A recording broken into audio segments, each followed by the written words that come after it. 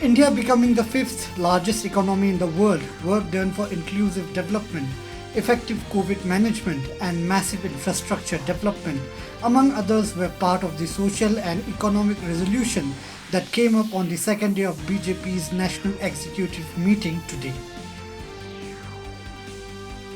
Kerala has made wearing masks compulsory in public places. A government order issued in this regard said the wearing of masks in public places will come into force with immediate effect.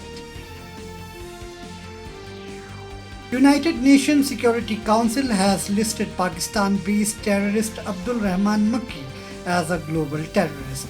Makki is the brother-in-law of Lashkar-e-Taiba chief and 2611 mastermind Hafiz Saeed. First meeting of the G20 Council Working Group on Infrastructure in Pune will conclude today. World longest river cruise MV Ganga Vilas in Patna en route to Dibrugarh via Bangladesh. 32 tourists from Switzerland are reveling in the beautiful moments of the journey.